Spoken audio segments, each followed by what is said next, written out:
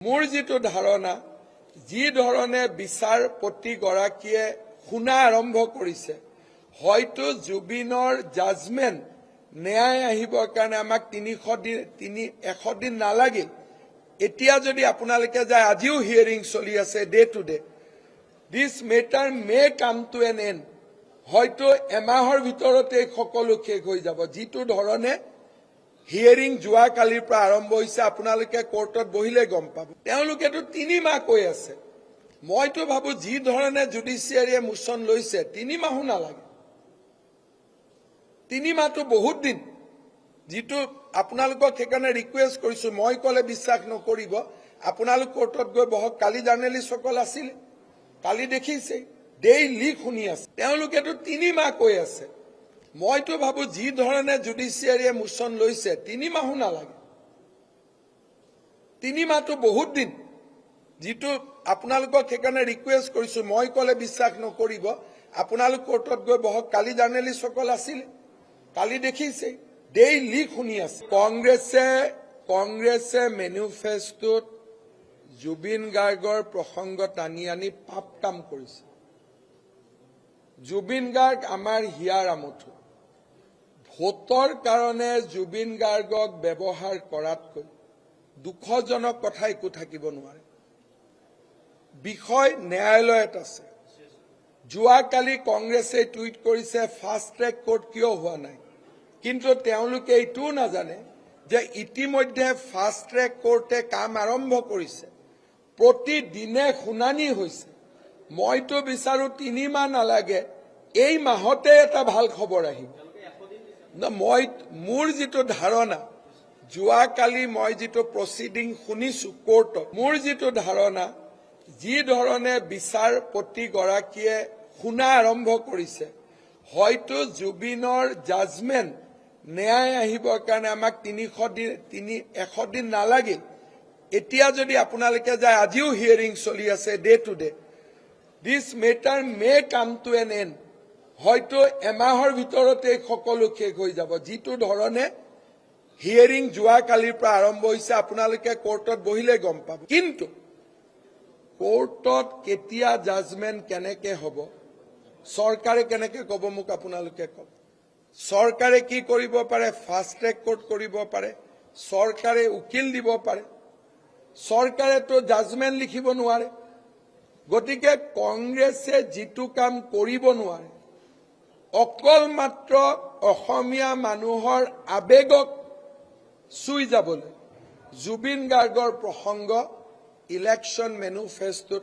আনি কংগ্ৰেছে এক অক্ষমনীয় অপৰাধ কৰিছে আজি কংগ্ৰেছে কাক আনিছে যিজন মল্লিকাৰ্জুন খাৰ্গে ভূপেন হাজৰিকাক অপমান কৰিলে আৰু জুবিন গাৰ্গক জুবিন মাৰ্গ বুলি কৈ অপমান কৰিলে তেওঁ কি আমাক ন্যায় দিব যিজন মল্লিকাৰ্জুন খাৰ্গে অসমত সেমি কণ্ডাক্টৰত কাম কৰা মানুহ নাই বুলি অসমৰ যুৱক যুৱতীক অপমান কৰিলে তেওঁ কি জুবিন গাৰ্গক ন্যায় দিব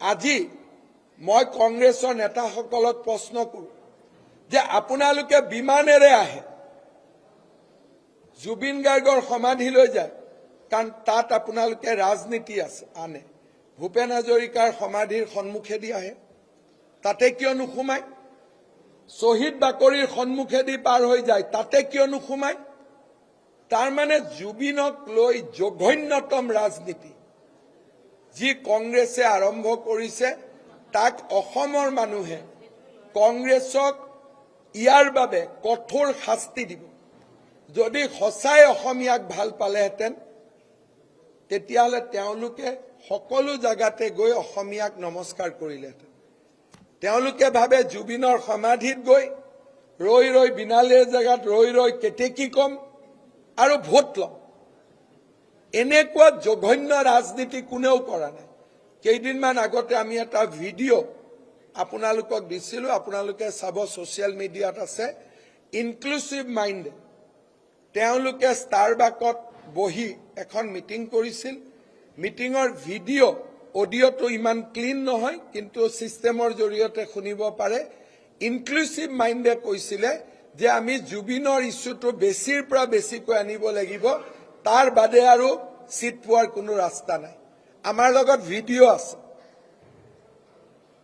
তেওঁলোকৰ লগত থকা মানুহে আমাক ভিডিঅ' কৰি ভিডিঅ' দিছে আৰু এই ভিডিঅ'টো ছ'চিয়েল মিডিয়াত অলৰেডি আছে। কিন্তু জুবিনক লৈ মই ৰাজনীতি কৰিব খোজা নাই কাৰণে এই ভিডিঅ'টো মই আপোনালোকক সন্মুখত দিয়া নাই। কিন্তু যদি মই মুখ্যমন্ত্ৰী হওঁ, এই ইনক্লুচিভ মাইণ্ডৰ গোটেইকেইটাকে আমি এৰেষ্ট কৰিম যে এনেকুৱা ঘৃণনীয় ষড়যন্ত্ৰ আপোনালোকে কিয় কৰিছিল। কিন্তু আজি মই যিটো ভিডিঅ' ই ছ'চিয়েল মিডিয়াত আছে, কিন্তু মই দেখুৱাব খোজা নাই, কাৰণ মই প্ৰথম দিনাই কৈছিলোঁ যে জুবিনৰ সমাধিত মুখ্যমন্ত্ৰীৰ শপত লৈ মই যাম।